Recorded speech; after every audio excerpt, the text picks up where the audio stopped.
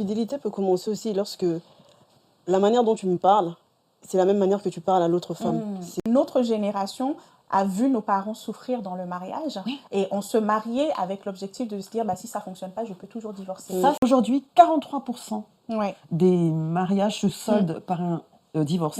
C'est presque un mariage sur deux. Que le mariage est très sacré et que lorsque tu le romps, c'est toute une famille derrière qui est derrière toi. Donc tu ne peux pas faire n'importe quoi. L'amour, l'amour, l'amour, mais le divorce, mais l'infidélité, mais les blessures. Et puis on s'était quitté avec les pervers narcissiques aussi. Et maintenant, si on continuait avec une deuxième partie croustillante, mais surtout, des conseils. Écoutez-nous bien jusqu'à la fin.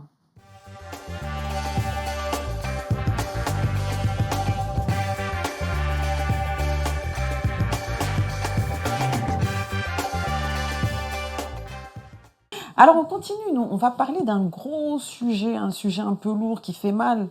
La mère de toutes les trahisons, qu'est-ce que c'est ? L'adultère. C'est l'adultère, l'infidélité. L'infidélité. La cause principale, on en reviendra après parce qu'on va parler du divorce et de la séparation, mais c'est la cause principale aujourd'hui des séparations. Et j'ai une question à vous poser pour vous. À quel moment est-ce qu'on devient infidèle ? Pour moi, dès la pensée. Ah, dès la pensée pour toi. Okay. Ah ouais, faut vraiment être dans la maîtrise totale de tout ce qui peut, comme ça, par fulgurance, nous traverser. Mais une pensée de quoi ? Parce que tu peux penser à une femme sans pour autant... Alors, c'est je pense à quelqu'un, je suis un homme, je pense à quelqu'un, et je pense à quoi ? Parce que tu peux penser quoi à ta collègue Martine, qui a été gentille avec toi. Oui, en fait, c'est dès l'instant où tu shiftes ta pensée de la personne avec qui tu es. Tu la substitues et la substituer ou même être capable de regarder une autre comme tu la regardes elle. Ah oui, donc qui est du désir. Voilà, exactement. Et les mêmes sentiments que tu ressens pour ta femme, tu ressens ces mêmes choses pour quelqu'un d'autre. Toi, c'est ça. Pour moi, c'est dès la pensée. C'est pas... une chute commence à la pensée pour moi. Si tu arrives à le penser, alors tu peux le concevoir, alors tu peux le pratiquer. Mais tu penses qu'on peut maîtriser toutes nos pensées aussi ? Comment fait-on pour mettre... Parce que, attends, un être humain... Là, c'est encore tout un podcast à part. C'est tout un podcast à part. Peut-on maîtriser nos pensées ? Dans ce cas-là, on n'est plus humain, on est divin, carrément. Vous me connaissez un petit peu. Mais donc, oui, je te connais, Abigail. Voilà, c'est-à-dire que pour moi, toute pensée doit être mise en captivité, etc. Donc, on ne va pas rentrer là-dedans. Mais bien sûr qu'on ne peut pas contrôler toutes ces pensées. Par contre, on peut refuser de les accepter. Donc, dès l'instant où tu acceptes une pensée, et tu ne laisses pas se développer. Donc, on ne laisse pas la chose s'installer, on ne laisse pas la chose se développer.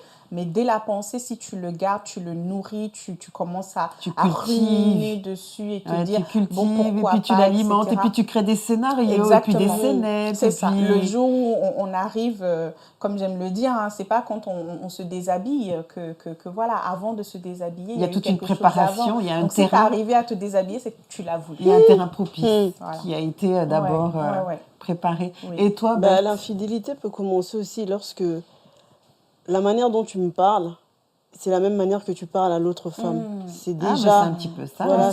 Voilà, la manière dont tu regardes l'autre. Et ça, c'est déjà de l'infidélité. Dès lors que... Oui. Moi, je pense que l'infidélité, ça commence là où chacun... Non, mais chacun, là où chacun on a mis ses limites. À quel moment, toi, c'est la pensée. Toi, c'est quand tu te rends compte qu'il y a une parole ou que ça commence à un glissement et tout. Chacun a son baromètre. A son baromètre. Bon, après, et puis, tout dépend des époques. Aussi. Tout dépend de l'époque. À l'époque, l'infidélité, c'était pas considéré comme quelque chose... d'ailleurs, on l'a vu. Quand tu parlais tout à l'heure, les filles, elles s'amusaient. Et puis, elles donnaient même des formations, comme tu l'as dit, des séminaires même. C'est ça. Donc voilà. Mais en revanche, il y avait problème à l'époque. Quand il y avait un enfant, là, ça pouvait poser un problème. Donc ça, c'est l'époque. Ça dépend aussi du modèle de couple qu'on a choisi. Parce que maintenant, il y a plusieurs types de modèles de couple. Est-ce qu'on est exclusif ou pas ? Il faut le mentionner même dès le départ, au cas où après on se tromperait de partenaire partenaire, bon, ben voilà. Donc, si vous êtes un couple ouvert, bon, ben là, ça veut dire que le mot infidélité n'a pas du tout la même définition que ce que tu as dit. Et puis, par ailleurs, aussi, il y a la culture. En Afrique, un homme qui a 1, 2, 3 bureaux, est-ce qu'on va dire il est infidèle? Je veux dire, moralement, on ne va pas c'est normalisé d'un point de vue moral ses actions. Donc tout dépend. Moi c'est ce que je dirais par rapport à ça. Et toi, à quel moment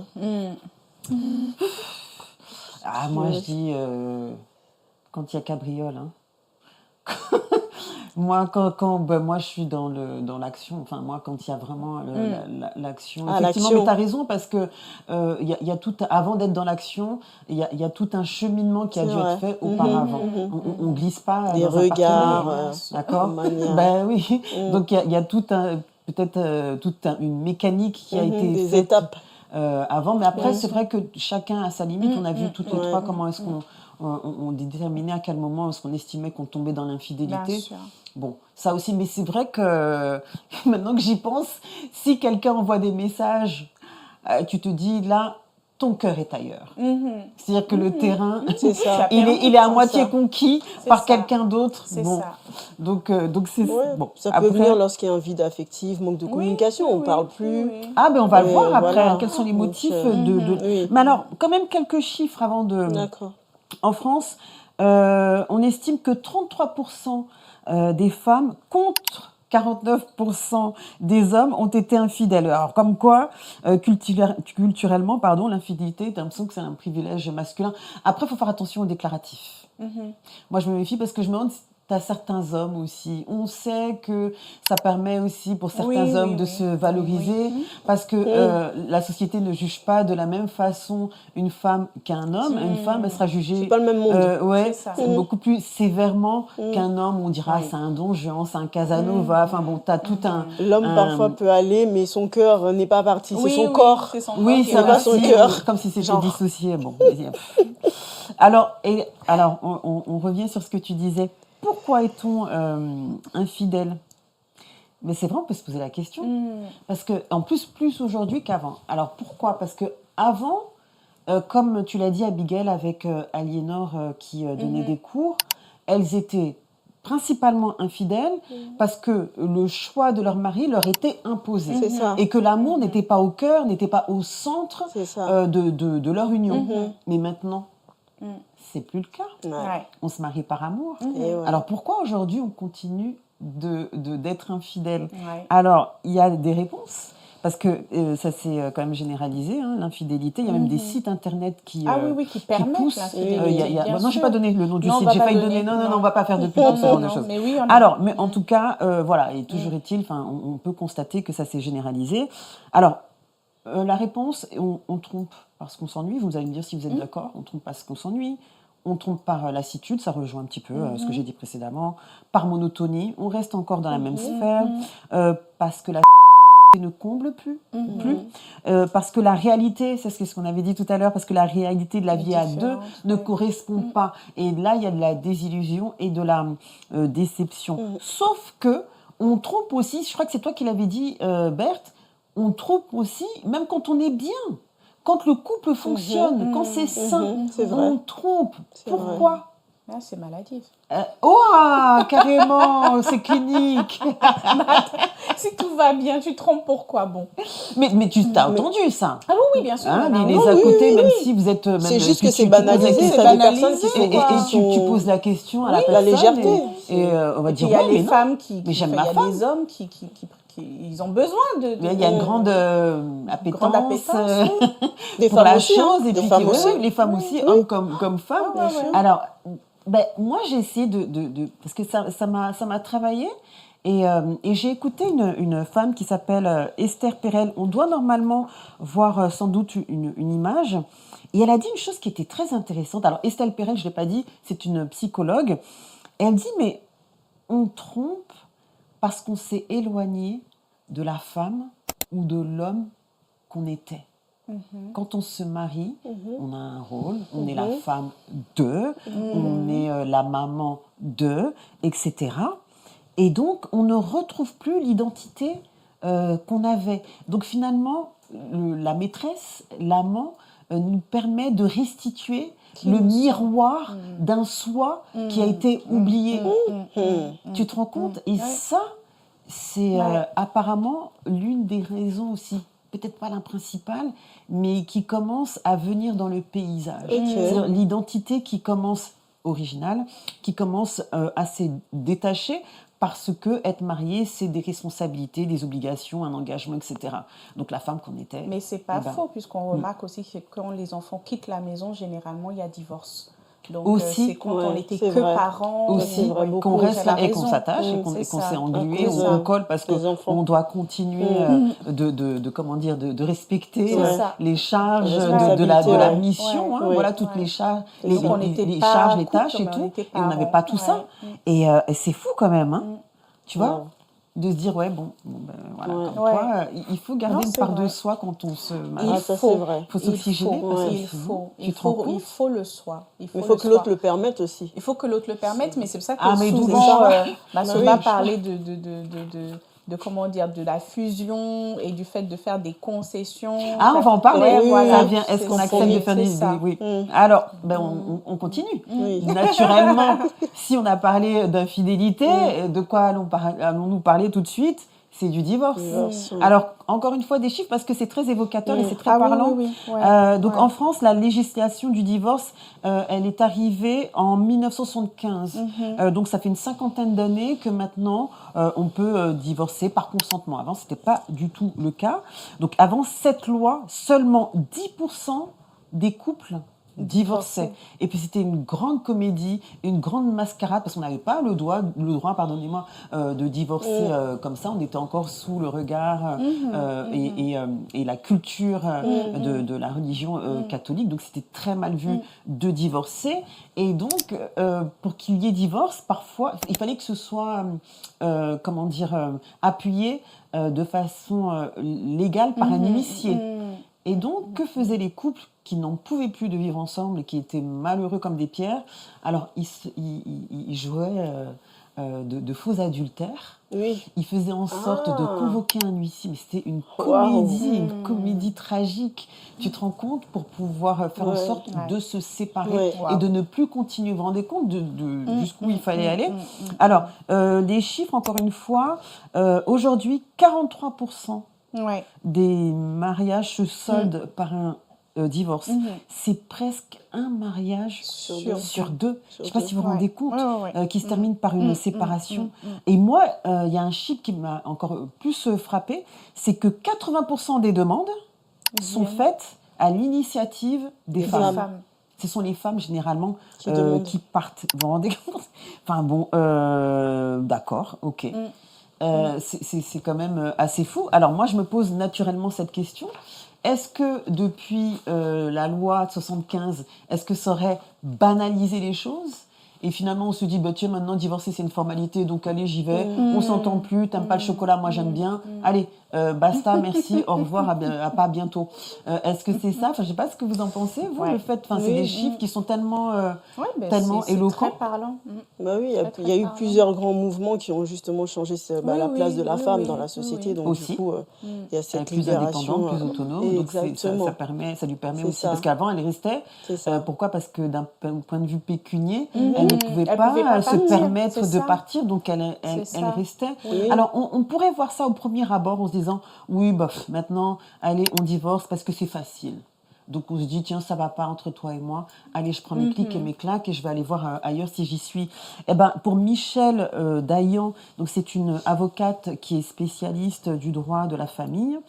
Elle dit que cette loi-là, ça n'a pas banalisé. Ça a plutôt faciliter et dédramatiser les choses parce que parfois on pouvait vivre dans... mais il ne faut pas oublier que le foyer, c'est là où se jouent aussi de grands drames. D'accord? Il ne faut pas oublier, il y a parfois des violences, etc. Et donc pour elle, c'est tout simplement un moyen légal, voilà, pour se séparer et pour ne pas rester prisonnier dans un environnement qui nous écrase et qui nous détruit aussi à petit feu. Et quand même, mine de rien, on l'a vu tout à l'heure précédemment, c'est les femmes qui partent, beaucoup plus que les hommes. Donc, après, je pense qu'il y a aussi beaucoup de séparation due à l'émancipation de l'homme et de la femme également, du fait qu'aujourd'hui de la femme, mais de l'homme aussi, parce qu'avant, l'homme dépendait de l'héritage du père, etc. Donc, divorcer la femme qu'on t'avait donnée équivaut à perdre ton héritage. Aujourd'hui, l'homme, il travaille, il n'est plus forcément charpentier parce que son père était charpentier. Ah là, tu parles de loin. Toi, tu parles d'avant l'Antiquité. Ah oui. Donc aujourd'hui, c'est plus facile puisqu'étant donné que je ne suis plus attachée à mes parents, je suis déliée de mes parents, j'ai choisi ma femme, je peux aussi divorcer de ma femme et vice-versa. La femme, elle est libre, elle travaille, elle a son argent, etc. Je trouve que le point le plus fort chez moi, c'est la femme, c'est l'émancipation. L'indépendance et l'autonomie de la femme qui a... C'est bête à dire, mais les femmes travaillaient de plus en plus, faisaient de plus en plus d'études dans les années 70. Et le fait même de sortir, de voir autre chose, de ne pas être enfermée, de vivre constamment dans ce huis clos, lui permettait aussi de voir autre chose et de pouvoir aussi mesurer son niveau de souffrance aussi à elle. Ça a été vraiment augmenté aussi. Les sondages montrent que c'est depuis 2023 que c'est en hausse. Oui, plus que 75, donc c'est-à-dire que c'est exponentiel. Descendu, puis c'est remonté. Depuis 2023. Mais c'est quoi, c'est le Covid à 45%. Les attentes peut-être aussi du mariage ont changé. Parce que 2023, c'est post-Covid. Oui, c'est post-Covid. C'est quoi, c'est le fait d'être enfermé, tu te dis, oh là là, celui-là, là, j'en peux plus. Mais en fait, ça montre aussi, si on parle des générations, tu as la génération, nous, on était quoi, génération Z. Nous Non, nous, on n'est pas Z. Non. Y, ouais. Y. Bon, je mettrai en bas, je vais vérifier. Moi, je suis Y. Il me semble que je suis Y. Non, les Z. Ah, Z, c'est maintenant. Non, Z, c'était là. Il y a... Bref, en tout cas, il y a une génération. Là, on n'est pas, c'est pas un sujet comme ça.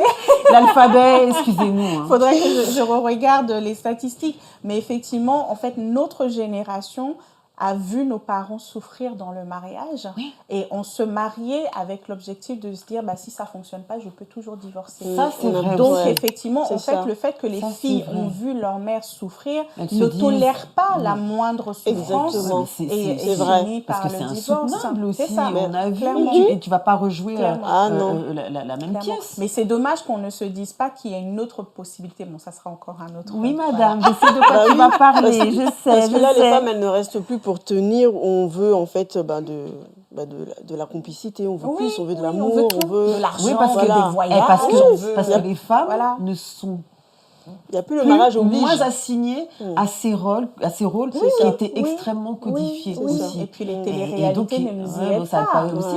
Et puis elles ne veulent pas rester dans ce carcan-là de la femme qui subit, qui mange, qui serre les dents, qui attache son pan chez nous, en Afrique, on dit.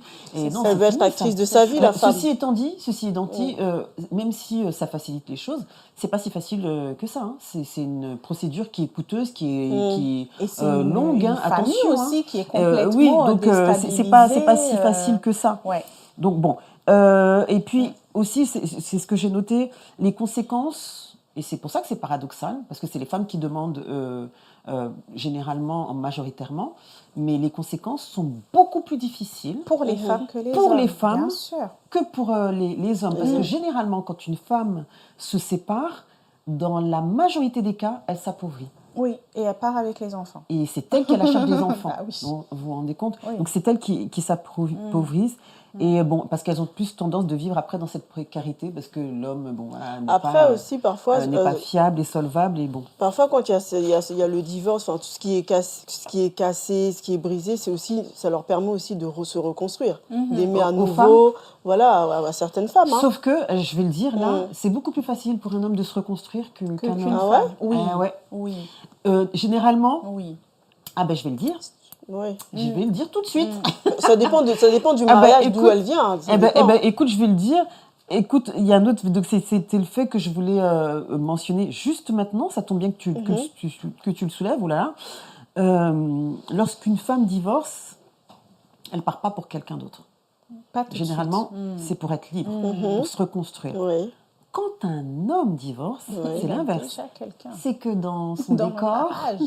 Il y a un deuxième bureau. Il y a quelqu'un. Il y a une femme. Mais en même temps, je veux dire culturellement et d'un point de vue sociologique, c'est normal, ça fait partie de notre construction.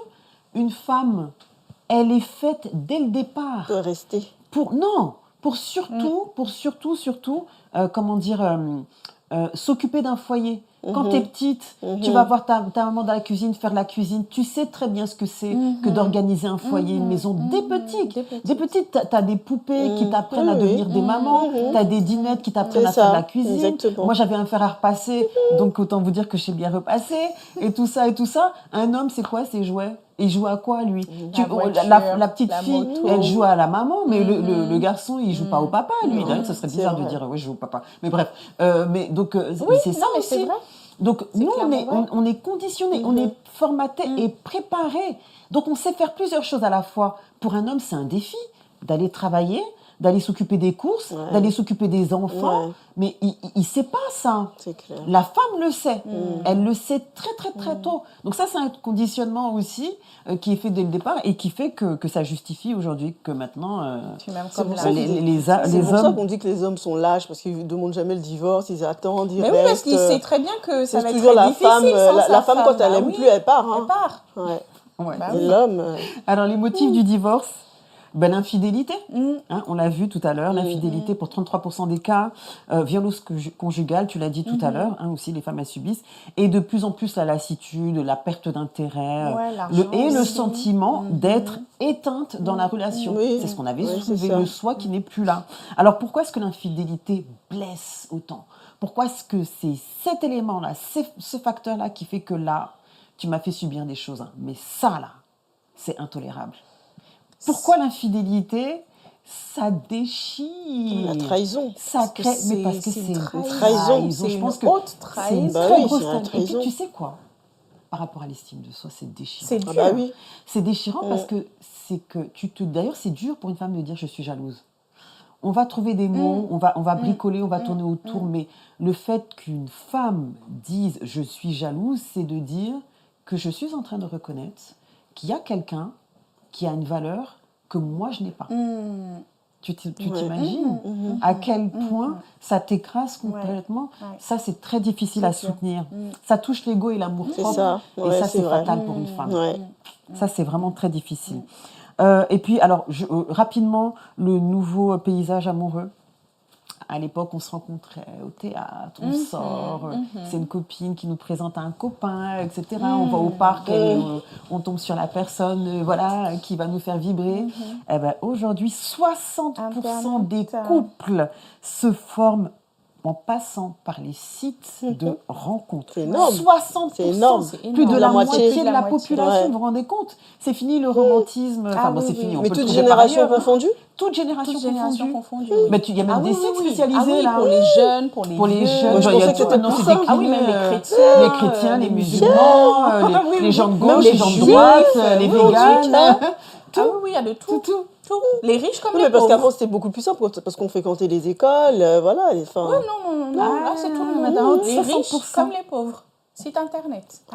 Donc, un simple clic suffit pour rencontrer quelqu'un et pour mettre fin à une relation. C'est ça aussi. C'est pour ça que les relations Kleenex, il y en a de plus en plus. Il y a même des sites internet où tu payes plus parce que les pour personnes que tu vas... Exactement. Ouais, mais tu vois, si maintenant l'amour est considéré comme un bien de consommation, il faut pas être étonné si les couples on revient en arrière. C'est ça le problème. Donc voilà, tu t'appuies sur un bouton, tu rencontres quelqu'un, tu appuies sur un autre bouton, tu arrêtes la relation. C'est pour ça aussi qu'il y a de plus en plus de phénomènes de ghosting. Tu es avec quelqu'un, du jour au lendemain, la personne s'efface et tout. Mais attends, on consomme du maquillage, on consomme du McDonald's, du McDo et tout. Donc maintenant, c'est la consommation. Notre génération, Et c'est pour ça que les liens sont beaucoup plus fragiles. Les liens sont beaucoup plus fragiles. Exactement. C'est l'amour jetable, donc que veux-tu? Allez, on enchaîne parce qu'on a encore beaucoup de choses à voir, donc j'avance. Est-ce qu'il y a un lien, selon toi, Abigail, entre les divorces depuis les années 70 et aujourd'hui, enfin le lien dont on parlait, est-ce que tu penses pour que moi, depuis les années 70, c'est vraiment cette émancipation-là. C'est-à-dire que l'émancipation est de l'homme et de la femme. Ah ouais. Pour moi, oui, c'est vraiment en lien. Parce qu'avant, c'était les parents. Donc, en fait, il y avait, même en Afrique, on parlait de dot. C'était sous l'égide. C'était vraiment... Et puis, les parents ont fait leurs recherches. Donc, voilà. C'était pas de la promenade. C'était pas une promenade de santé. C'était vraiment quelque chose de sacré, de sérieux. Vraiment. Exactement. Oui, et puis en fait, c'était dans pas le deux dur. personnes. Et donc aujourd'hui, on n'a plus peur de rien. C'est toute une famille qui était engagée, qui était impliquée, qui veut dire que pour que le mari jette la femme, il faut que j'aille voir tes parents, que j'ai le courage d'aller dire à tes parents, bon, votre fille là, moi j'en veux plus, il faut la reprendre. Mais si vous la reprenez, il faut que vous me remboursiez ce que vous me deviez. Donc en fait, c'était pas, on ne pouvait pas couper ça comme ça. Ouais. Et pareil, pour divorcer, il fallait des avocats, etc. Aujourd'hui, tu vas à la mairie apparemment et tu as la possibilité, bien entendu, d'aller faire une main courante et de demander une séparation de corps. Avec une main courante ? Avec une main courante, c'est très simple. Ah oui, ça devient une formalité. Donc, je pense que c'est des personnes qui ont quand même subi des choses physiques ou émotionnelles par des pervers narcissiques et autres. C'est urgent de partir. Mais c'est devenu très simple de pouvoir se séparer. Oui, ouais, c'est vrai que les années 70 aussi, comme tu le disais, c'est un tournant majeur, parce qu'il y a des phénomènes de l'avortement. Oui. Donc les femmes ne sont plus là aux prises de leur corps et tout, en disant, bon, maintenant j'ai 5 enfants, je reste. Elles sont dans leur maîtrise, dans la maîtrise de leur corps. Donc il y a l'avortement, la contraception aussi.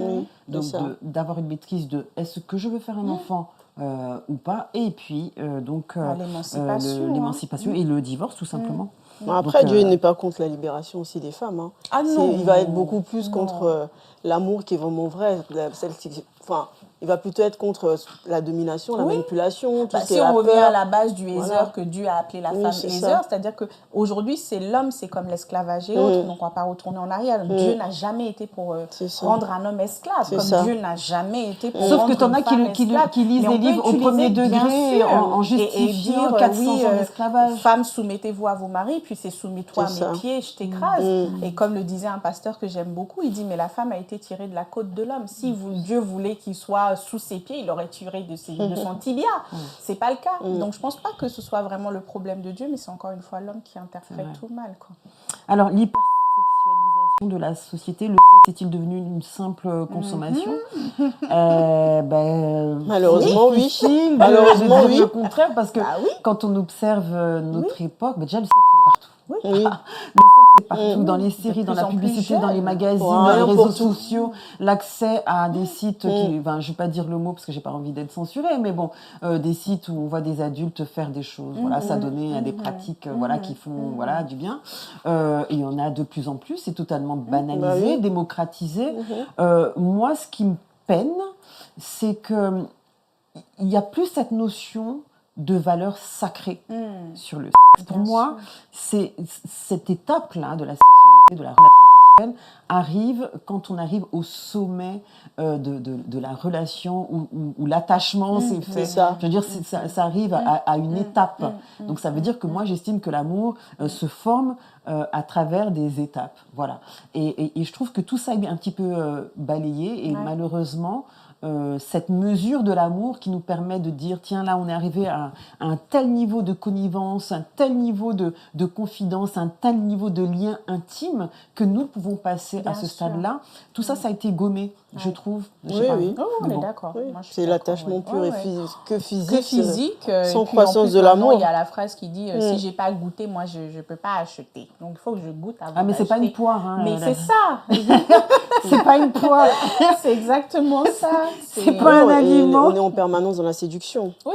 Et puis tu sais, on peut parler d'Ovide quand il parlait de pudeur. Oui. Il ne faut pas se donner. Pas tout de suite. C'est ça. C'est vraiment, on dit pour vraiment profiter du goût et de la saveur. Et là, eh bien, c'est un petit peu trop banalisé. Alors, est-ce que... parce qu'on peut dire, oui, mais c'est la liberté. Tu as des gens qui vont dire oui, mais je suis libre. Est-ce que j'ai besoin d'attendre, de passer en revue toutes les lettres de l'alphabet, attendre de commencer de A et d'arriver à Z pour dire voilà, maintenant, il faut peut-être passer à l'horizontale. Il y en a qui vont dire mais je suis dans ma pleine liberté de décider ou de dire voilà, maintenant j'ai envie de passer à l'étape. C'est une liberté où on a de plus en plus de femmes aujourd'hui qui souffrent, qui s'attachent et qui se détachent et tu dois t'attacher et te retacher. C'est ça. C'est pas possible Exactement. en fait. À un moment donné, le respect de soi est où dans cette liberté de son corps. Pour moi, je trouve que là, on tombe dans une... C'est pervers. Parce qu'on peut dire, oui, tu sais, les deux médailles, tu as l'impression qu'il y a un côté... moi, j'ai l'impression qu'il y a un côté bien et pas bien. C'est que, oui, très bien, c'est de la liberté, mais à côté de ça, ça nous embarque dans une sorte de performance, tu sais, et même de compétition entre femmes bien aussi. Sûr. Donc je ne sais pas moi si ça nous libère vraiment non, pas de la ou si ça nous enferme. Là on n'est que dans la séduction, on n'est même plus dans l'amour. Et puis même dans la comparaison. Enfin bon, je veux dire... c'est très malsain. Oui. Alors pourquoi est-ce qu'il y a de moins en moins de mariages selon vous? Parce qu'on parle d'amour. On a parlé beaucoup de divorce aussi. Mais en attendant, il y a de moins en moins de mariages. Avec l'augmentation des divorces justement. Donc les gens ils ont un peu peur de s'engager. C'est pas faux. S'il y a un parallèle? Moi je pense que oui. Donc, la peur de s'engager. Il y a la peur de l'engagement. Et 3 éléments que 4 que j'ai listés en réalité. Le mariage pour les femmes, c'est plus une nécessité. Elles ne dépendent plus de leur homme. Pourquoi elles vont se marier? C'est vrai. Financièrement, elles sont libres. Elles ont la contraception. Et je pars quand je veux. Je pars quand je veux. Je peux avoir une relation. La liberté. Avec quelqu'un. Je n'ai pas besoin d'être mariée. Donc pourquoi? Donc pour la femme, elle ne dépend plus de son mari. Donc elle n'a pas l'obligation de vivre. Pour l'homme aussi, avant le mariage, c'était un critère social de crédibilité. Pour avoir un statut social, il fallait être marié. Ça prouvait un certain sérieux, une certaine stabilité et tout. Aujourd'hui, il n'a plus besoin de se marier pour exister socialement. Donc ça aussi. Et puis aussi, un homme, pour pouvoir avoir une relation, eh bien, il allait à l'époque dans ce qu'on appelle les maisons closes. Il n'a plus besoin de ça. Parce qu'à l'époque, pour pouvoir avoir c'est le seul moyen, c'était de se marier. On se charge dans le train et voilà. on se Alors suit à la maison. Exactement. Donc maintenant, pareil, là aussi, c'est open bar. Donc, et puis, dernière raison, voilà, comme je disais tout à l'heure, on change de métier, on change de maison, on peut aussi changer de partenaire on veut. Donc pourquoi tout ça se prendre la tête? Et puis ça coûte cher. Et puis ça coûte cher. Et puis comme tu le disais, les gens ont peur. Les gens ont peur de s'engager dans quelque chose qui leur semble être trop inscrit dans le marbre. Et tu te dis, mais attends, et si j'ai plus envie d'ici 10 ans, la longévité aussi qui a duré. Je veux dire, on a un niveau de vie qui s'est amélioré et qui fait que aujourd'hui, on vit beaucoup plus longtemps. Et cette pensée de dire, oui, je vais vivre avec lui jusqu'à mes 80 balais, ça peut être aussi... ça peut tétaniser. C'est contradictoire parce qu'on parlait de Love is Blind, mais dans Love is Blind, ils y vont sachant qu'au bout, on doit se marier. Et quand l'étape du mariage arrive, ah non, mais je crois que je suis pas prête. Donc, en fait, en même temps, la société banalise justement le mariage alors que c'est une institution quand même divine, mais elle est tellement banalisée, ça perd son sacré, sa spiritualité, de sa dimension, c'est ça. Alors, le mariage dans une communauté, est-ce qu'il y a des spécificités? Le mariage dans notre communauté africaine. Afro. Là, on a parlé, nous, on vit ici, c'est vrai qu'on parle des réalités d'ici, mais en Afrique, est-ce que l'amour est considéré de la même façon? Est-ce qu'on parle d'amour romantique en Afrique aussi? Je pense que ça commence à venir de par les réseaux sociaux, etc., où l'Afrique aime beaucoup, malheureusement. Parce que tu as parlé de dot aussi. Voilà, peut-être qu'il faut expliquer dot, parce que si on le prend de la manière dont on l'a expliqué tout à l'heure, on peut se dire, ah oui, donc... pour les femmes qui ne connaissent pas et qui sont franco-françaises, vont dire, ah donc on achète en fait. Oui, en fait, c'est le mariage traditionnel. C'est le mariage traditionnel. Oui, mais c'est une même forme en France, il y avait la dot avant. À l'époque, mais c'est une forme de respect en fait. Ça peut être abusé, mais ça c'est encore un autre podcast. C'est encore un autre. On a plein de podcasts à venir. On a des sujets. Mais ça peut être... moi je le vois vraiment comme une considération de deux familles qui unissent leurs enfants. Exactement. Et ça, logiquement, c'est censé être la dot. Maintenant, il y a des familles qui en abusent. mais c'est beaucoup plus difficile en Afrique jusqu'aujourd'hui, dans les familles qui respectent ça, de rompre un mariage que les personnes qui ne l'ont pas fait. De toute façon, alors il n'y a pas beaucoup de chiffres, j'essaie d'en trouver, il n'y en a pas beaucoup, mais il y a nettement moins de divorce en Afrique pour les raisons que tu viens d'évoquer, parce que c'est un engagement qui entraîne une population tellement dense que les familles africaines sont vraiment élastiques. Donc, divorcer comme ça. Même quand tu parlais des différences en Afrique encore, par exemple, moi d'où je viens, jusqu'aujourd'hui, le peuple Ashanti a plusieurs encore peuples dans le peuple Ashanti, et tu ne peux pas te marier, par exemple, d'un village à l'autre. Jusqu'aujourd'hui. Ça continue. Hein. Ah oui, ça continue. En tout cas, chez moi, ça continue, qui fait que le mariage est très sacré et que lorsque tu le romps, c'est toute une famille derrière qui est derrière toi. Donc, tu ne peux pas faire n'importe quoi. C'est un effet domino, tout tombe après. On peut ne pas être d'accord avec ça, bien évidemment. Mais c'est des réalités. C'est comme ça. Et voilà, c'est pratiqué encore. Il faut reconnaître quand même que la place de la femme, elle est fragile. Hein.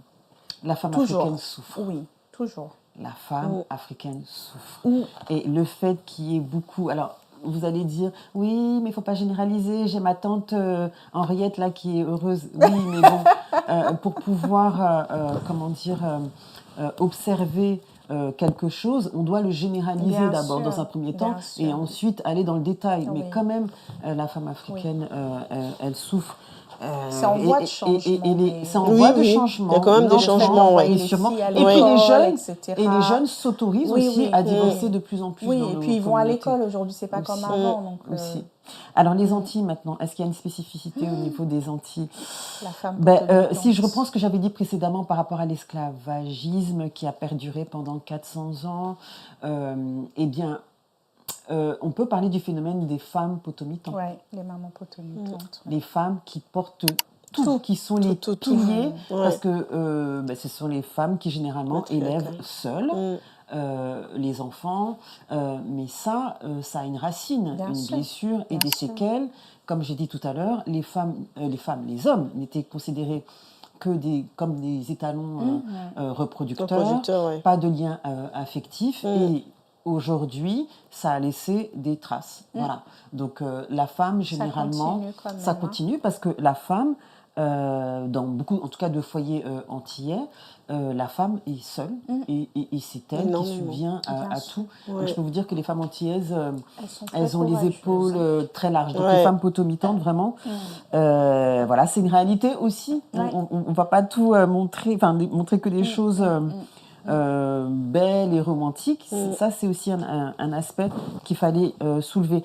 Moi, il y a deux sujets qui me tiennent à cœur là tout de suite. C'est la misogynie noire.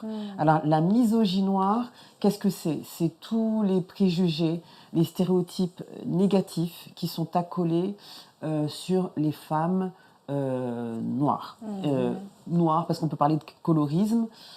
Généralement, il y a des nuances de couleurs dans nos communautés, et plus vous êtes foncé, plus vous êtes foncé, plus vous prenez cher. Alors ça, c'est un concept et un terme qui a été inventé par une femme dont on va voir la photo, je pense, qui s'appelle Moya Bailey, qui est une femme chercheuse afro-américaine et qui a aussi décortiqué ce phénomène.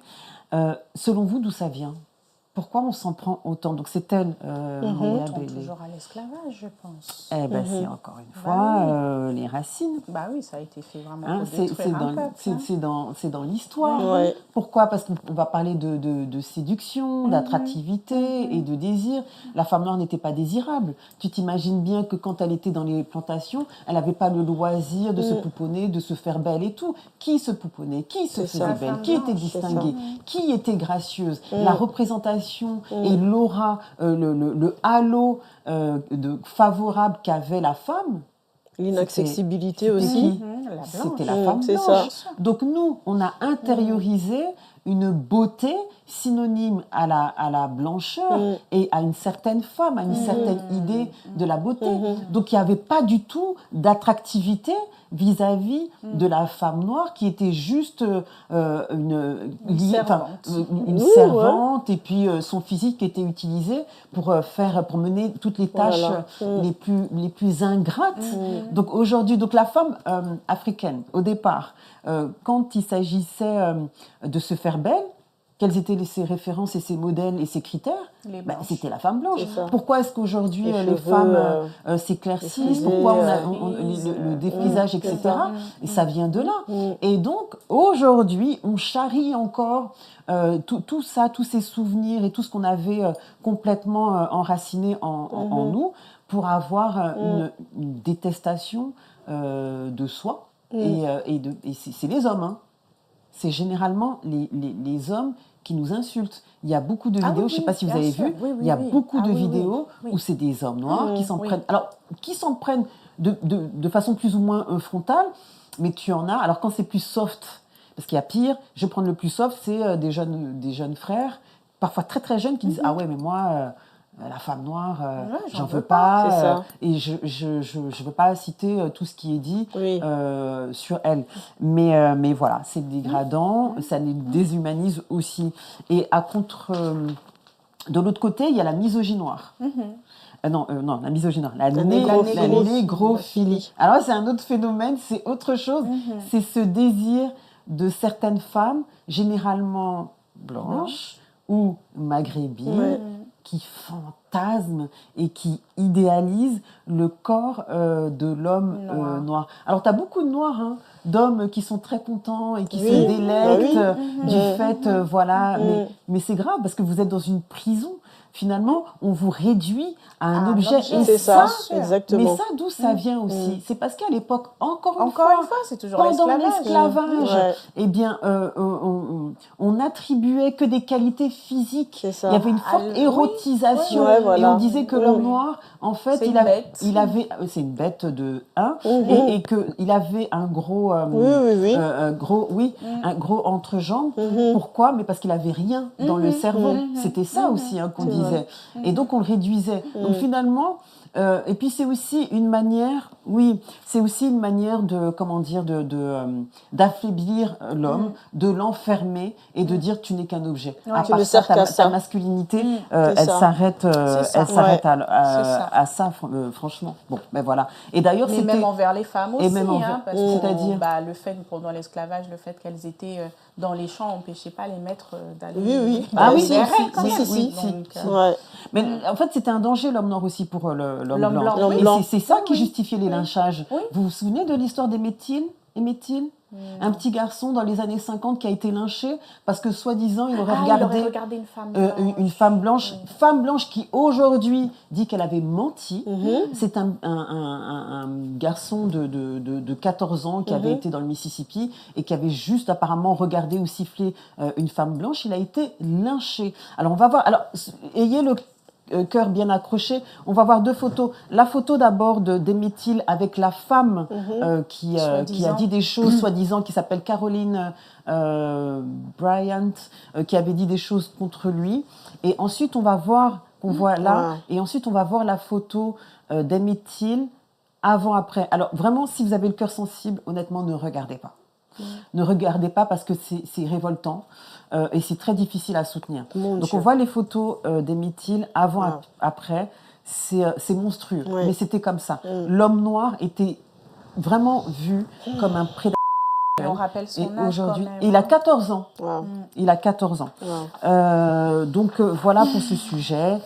Alors voilà, on arrive quasiment à la fin. Est-ce qu'il faut faire des compromis en amour selon vous? Parce qu'on entend ça souvent qu'il faut mettre de l'eau dans son vin et tout. C'est le bon conseil que généralement nos mamans nous donnent. Mets de l'eau dans ton vin. Qu'est-ce que vous en pensez, vous? Il y a des bons compromis et il y a des compromis dangereux. Pour moi, un compromis, comme son nom l'indique, est déjà compromis. C'est se compromettre. Si c'est se compromettre. Moi, je dis non. Moi, il ne faut pas se compromettre. Il faut se choisir, même en amour. Quand il y a des beaux compromis, c'est changer son comportement pour ne pas blesser l'autre. Mais là, on ne parle plus d'une compromission, on parle d'un changement positif. Mais là, c'est s'organiser pour dire, s'ajuster, s'organiser, avoir le même tempo quand tu danses avec quelqu'un, tu vois, c'est d'avoir le même rythme, c'est un ajustement, d'avoir la même cadence. Là, c'est ça. Ouais. Mais quand tu vas te compromettre, qu'est-ce que tu vas compromettre? Alors, qu'est-ce que tu vas mettre de toi, de côté, pour que ça fonctionne? C'est ça. Ta foi, tu renonces à toi, tu renonces à ta foi. Parce que pour moi, la compromis, se compromettre, c'est vraiment délaisser quelque chose, délaisser une part de soi-même. Disparaître. Alors que ajustement, c'est c'est voilà, par amour, c'est s'équilibrer. Je peux m'ajuster. Oui, c'est ça. Parce que si tu c'est plus dangereux là. Non, mais alors si tu te compromets trop, ça veut dire que tu n'as pas bien choisi. Il y en a un qui meurt. Si tu as besoin. Ah oui, c'est ça. Bah oui. Si tu as besoin de transformer, devenir quelqu'un d'autre pour que ça aille avec l'autre, ça veut dire qu'à un moment donné, au niveau du choix, ou je sais pas, de la sélection ou de la séduction, il y a quelque chose qui n'était pas tout à fait aligné. Gérard Leleu le dit, lorsque deux partenaires a plus de 70% de ressemblance, la relation finit par s'affaiblir. Ça veut dire qu'il ne faut pas non plus trop se ressembler, mais il faut avoir quand même quelques différences. Quand même qui s'attirent. Oui, c'est ça. C'est aujourd'hui, et sinon on va dans plein de discussions. Et puis il faut pas perdre sa singularité. Oui, c'est vrai. C'est pour ça qu'il dit que quand il y a ça te déforme. Oui, ça se complètement. Si tu me choisis, c'est que il y a quelque chose. Tel que je suis. Puis l'amour est censé nous élever, nous révéler. Exactement. Si toi, en fait, je dois m'éteindre. Je dois m'éteindre et mourir. Madame, monsieur là, il va nous regarder avec ses yeux. Faut vite parler. L'émission là sera en 2 émissions. Faut vite parler. Mais écoutez, il faut le temps qu'il faut. L'amour, moi je pense que c'est un sujet qui est tellement vaste, il fallait qu'on l'épluche. Bon, il y a des podcasts qui durent 2 heures. Non, mais moi, c'est passionnant. Je sais qu'à un moment donné, alors on est la fleur de l'âge, etc. On est toute jeune, on est toute belle, etc. Et il y a un frère qui s'est amouraché pour moi. Oh, madame. Et puis, il m'invite une fois à manger. Donc, déjà, physiquement, ce n'était pas mon type. Donc, vraiment, j'étais assez réticente. Mais bon, pour ne pas blesser la personne, voilà, on y va quand même. Et au moment du repas, on commence à discuter et tout ça. Bon, voilà, il parle. Et puis, il me dit, par contre, si jamais on se met ensemble, moi, j'aime les femmes qui ne se maquillent pas trop. Moi, j'aime les Toi, femmes, déjà, tu n'es pas le premier choix et tu as des exigences. I was like, what the heck? Est-ce que je t'ai demandé de venir vers moi? Si je dois me compromettre une fois mariée, tonton, c'est mieux, on arrête en même temps. Et qui t'a demandé? Mais heureusement que tu avais ta personnalité. Ah, mais ça va pas. Sinon, tu changes. C'est super important. Non, mais bon, après, chacun fait son.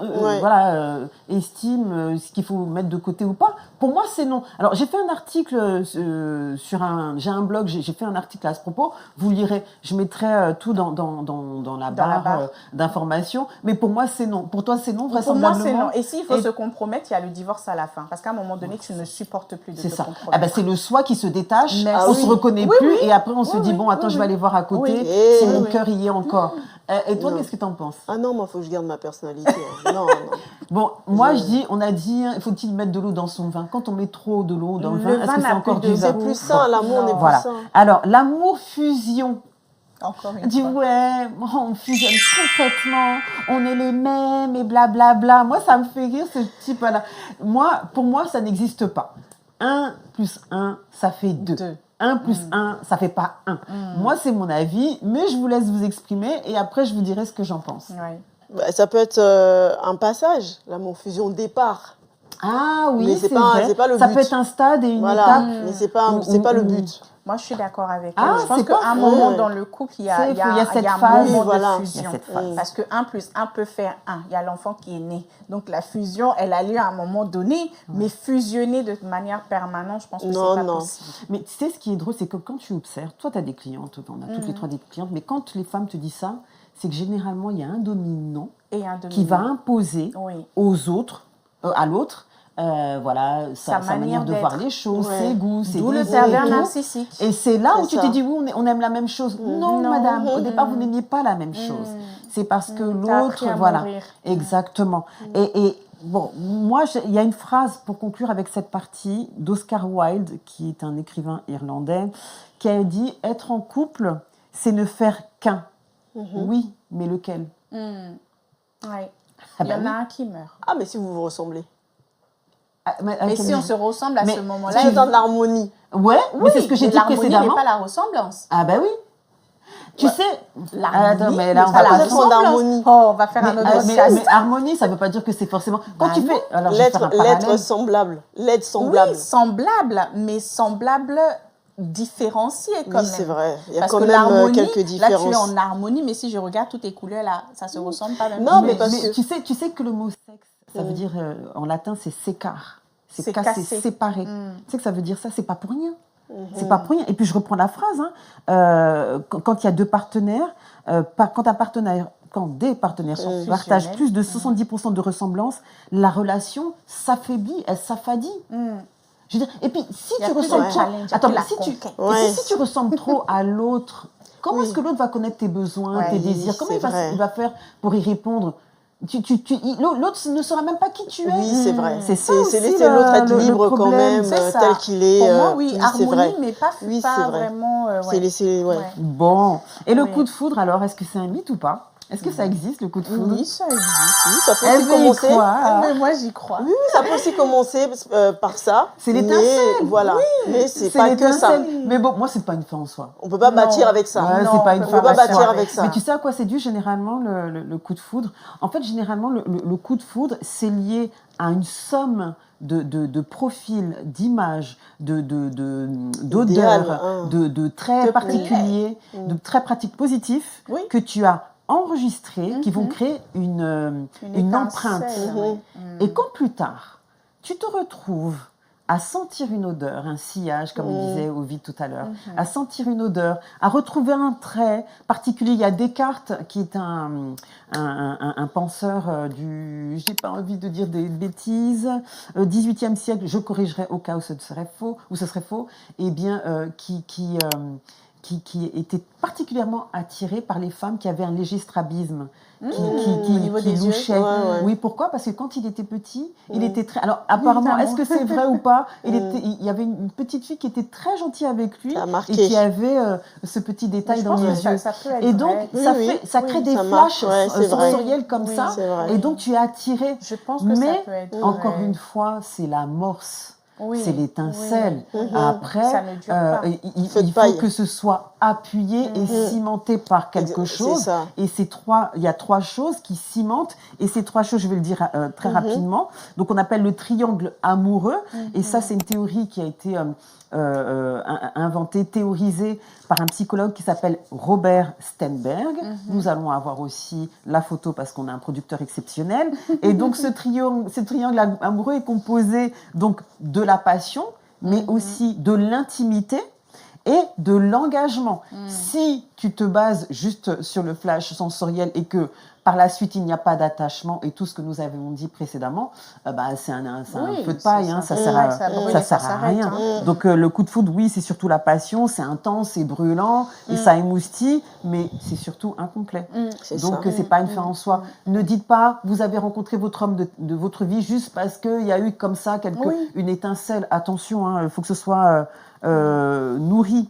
Alors, les conseils ultimes maintenant, est-ce que vous avez des conseils, c'est presque la fin, est-ce que vous avez des conseils ultimes à donner du haut de votre expérience aux femmes aujourd'hui? Ah, et Abigail! Mais Abigail, normalement, c'est toi qui dois parler. C'est toi qui as dit que tu avais 17 ans de mariage, madame. Un conseil ultime à donner aux femmes, c'est justement vraiment, ça serait en tout cas pour ma part de bâtir, de vraiment chercher... l'amour papillon, l'amour dans le ventre, le je te vois, je suis amoureuse, etc. C'est vraiment une phase, mais il faut bâtir sur un socle. Il faut que vraiment le socle soit fondamental. Alors moi j'aime le dire, si aujourd'hui on va dire oui mais toi tu es chrétienne, moi je suis musulman, mais c'est pas grave, on va se mettre ensemble et on va aller à deux. À un moment donné en fait il y en a un qui va devoir mourir et quand on doit mourir vraiment fondamentalement pour quelqu'un d'autre, ça fait très très mal. Donc choisissez alors des personnes physiquement opposées, peut-être avec des valeurs qui complètent les vôtres. Physiquement opposées? Pourquoi physiquement opposées? Pas hommes et femmes, par exemple, tu vois, hommes et femmes, et pas femmes et femmes. Ah voilà, donc... J'avais pas compris. Voilà, un homme et une femme, en tout cas, voilà. Choisissez-vous par rapport à des valeurs sur lesquelles, quand les temps deviennent difficiles, c'est ça qui vous ramène à une réalité de vivre à deux. Vous rechuter dessus. Mais on se repose sur ça. Et voilà, et notamment par rapport à la foi. Pour moi, c'est primordial. C'était important. C'est central. Il n'y avait pas d'autre moyen de faire. Alors, la preuve, mon mari est martiniquais, moi je suis africaine, je suis du Ghana, et 17 ans plus tard, on tient. Mais ce qui nous maintient, c'est vraiment la foi. La foi. Et du coup, je vais donner ma définition de l'amour. Eh bien, vas-y, madame. Voilà. Pour moi, l'amour, c'est plus qu'un sentiment. Pour moi, l'amour est une décision, c'est un engagement de chaque jour qui commence par soi. D'abord, c'est d'abord le soi dans l'acceptation, et la guérison. C'est apprendre à aimer l'autre tel qu'il est et grandir ensemble avec beaucoup de patience et de vérité. On applaudit là, non? Oui, waouh. Waouh. Attention à ne pas faire exploser les micros, donc on applaudit avec délicatesse. La définition veut tout dire et vraiment ayez des valeurs connues. Oui. Madame Berthe. C'est à peu près la même chose qu'Abby. C'est vrai que pour moi, l'amour, c'est un choix qu'on assume. C'est un choix. Ouais, c'est une décision. Ouais. C'est une décision. Ne vous mettez pas en couple si c'est parce que vous ne voulez pas être juste seul. C'est ça. C'est vraiment... on est d'accord. C'est un choix qu'on assume, c'est une décision. Et dès lors qu'il y a tellement de profils qui peuvent nous correspondre, mais dès lors qu'on fait le choix, on se discipline. Et on choisit d'aimer cette personne-là toute la vie. Et donc vraiment, en fait, si on retourne vraiment dans la Bible, lorsque Dieu nous a créés, il a créé Adam et Ève. Ève, c'était pour être un être semblable. Et semblable, en fait, c'est ce mot-là qui correspond, son vis-à-vis, être en harmonie avec Adam et choisir en fait une personne qui soit en parfaite harmonie, c'est-à-dire en harmonie spirituelle, en harmonie physique, en harmonie émotionnelle. Et vraiment, parce qu'en fait, comme l'homme est tridimensionnel, c'est l'esprit qui habite dans un corps et qui possède une âme. Et donc, en fait, dans l'amour que l'on éprouve, on doit retrouver 3 types d'amour. En grec, on va dire l'agapé, comme on l'a dit tout à l'heure. C'est cette dimension-là. L'amour agapé, c'est d'aimer la personne dans cette dimension-là, en fait de Dieu. Voilà, l'amour inconditionnel. Et il y a aussi l'amour philéo, ça c'est l'amitié. C'est-à-dire qu'on peut être des amis facilement, ce qui va faciliter la communication, ce qui va faciliter beaucoup de choses. Et l'amour éros, c'est l'attraction corporelle. Donc on n'a pas besoin de penser à une autre personne, en fait, quand on est avec son conjoint. Et voilà, pour moi, après, pour terminer dans la définition de l'amour, dans tout ça, dans tout cela, je pense que chaque personne, que ce soit un homme, une femme, a juste besoin de quelqu'un à qui faire confiance, à qui parler. On a besoin de quelqu'un avec qui célébrer nos victoires, oublier nos défaites, quelqu'un qui soit capable de nous pardonner, qui soit toujours là, quoi qu'il arrive, qui soit à nos côtés pour surmonter les obstacles de la vie et traverser toutes les épreuves que la vie peut nous réserver. Ok, voilà. Applause. Alors rapidement, moi j'ai observé quelque chose depuis le début de mon travail, avec les échanges que j'ai avec les femmes. Il est certain, et ça j'ai dû m'y résoudre, que vraiment l'amour ne suffit pas. Si vous mettez tous vos œufs dans le même panier en basant la longévité de votre couple et de votre mariage sur l'émotion, sur ce que vous ressentez au moment T, franchement, c'est couru d'avance. Alors, vous allez continuer, vivre dans un environnement en étant attaché parce que maintenant, il fait partie de votre histoire. Mais honnêtement, ça n'aura même plus de sens. Alors, moi, il y a une chose fondamentale que j'ai comprise au fil du temps et que je donne comme conseil. Je l'ai donné il n'y a pas si longtemps. Alors, pourquoi je suis habillée comme ça aujourd'hui? Parce que figurez-vous que c'est la tenue que j'avais lors du mariage de ma cousine. Voilà, c'était comme ça que j'étais habillée. Donc je me suis dit, ça, c'est une bonne tenue pour cette émission. Une cousine que j'embrasse, alors 2 cousines, Nono et Maki, elles vont se reconnaître. Et voilà ce que je dis. Un couple ne fonctionne pas s'il n'y a pas ce que j'appelle la culture familiale. Parce que de toute façon, que vous le vouliez ou non, quand vous allez vous mettre dans un environnement commun, y vivre pendant un certain temps, il y a une culture qui va de fait venir.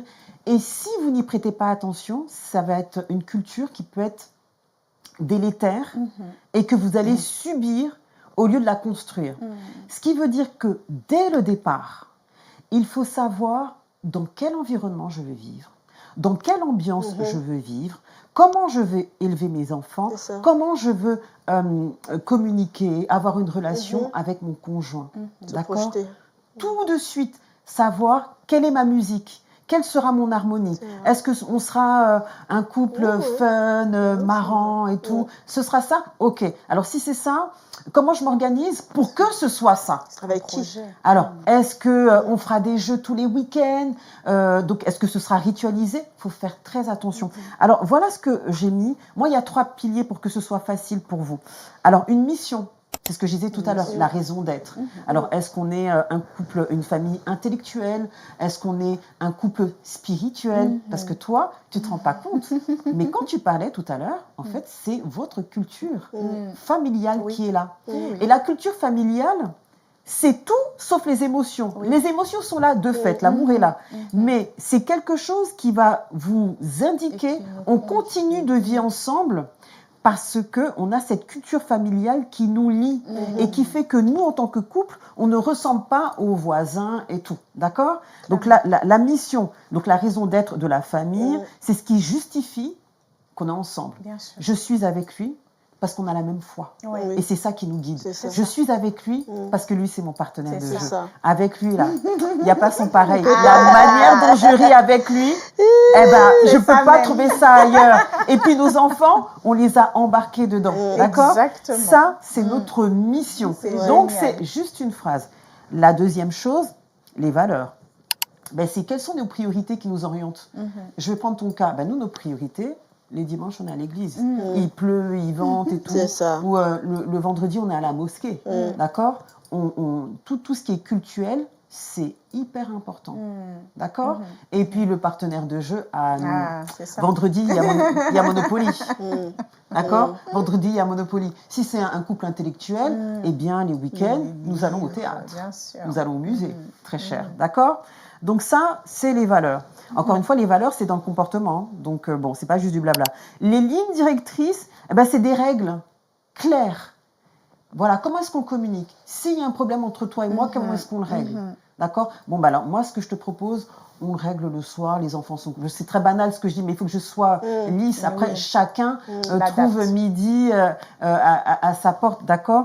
Donc, c'est des lignes directrices, des règles de comportement, des autoroutes qu'on prend quand on est confronté à telle ou telle chose. Donc, il y a 3 éléments, ok? Donc, ensuite, c'est les habitudes, tout simplement, qui vont appuyer tout cela. Donc voilà, c'est comment on va vivre ensemble. C'est comme ça qu'on bâtit une famille qui fonctionne. Et c'est comme ça qu'on maintient une relation qui dure dans le temps. C'est quelque chose, une manière de vivre qui nous, qui nous extrait uniquement que des sentiments amoureux, des papilles, des je t'aime et mon époux. Alors, demandez-vous, avant de rentrer dans un foyer, quelle est la culture, quelle est l'ambiance qui va régner chez moi? Parce que si vous ne le faites pas, vous allez être assigné à un rôle sans vous en rendre compte. Dans un décor, on a toujours des rôles. Il y a le père, la mère, les enfants s'il y en a. Et on va se rendre compte qu'il y a des rôles. Et à un moment donné, vous allez dire, mais attends, je ne comprends pas, là, je joue un second rôle, là. C'était pas ça, le truc. Qu'est-ce qui s'est passé? Ah, qu'est-ce qui s'est passé? Il n'y a pas eu de culture familiale au départ qui a été déterminée. Donc, la culture familiale, c'est un cap et une détermination. Je n'ai pas de définition de l'amour. Je pense que vous allez prendre tout ce que nous avons dit jusqu'à présent. Moi, la chose qui me tient à cœur, c'est vraiment la culture familiale. Donc, merci de nous avoir suivis jusqu'à maintenant. Vous êtes endurants si vous êtes encore là.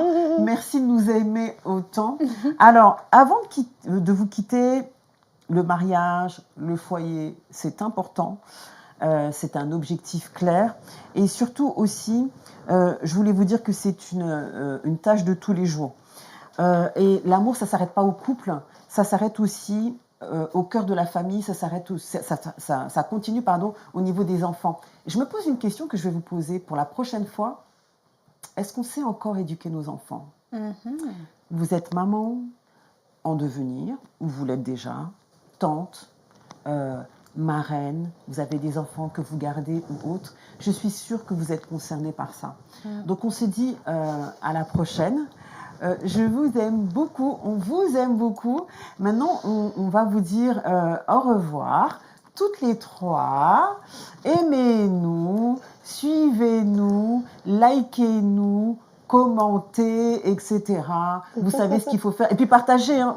Il faut être généreux dans la vie. Voilà, il faut partager ce que l'on aime, il faut discuter entre vous. N'hésitez pas à nous solliciter. Encore une fois, on a toutes les 3 des comptes Instagram. Si vous êtes timide, que vous n'osez pas mettre des commentaires, eh bien, venez nous parler. Nous, on aime parler, on aime communiquer. Donc, venez à nous. On vous embrasse et on vous dit à la prochaine. À bientôt. Au revoir. À bientôt. Merci.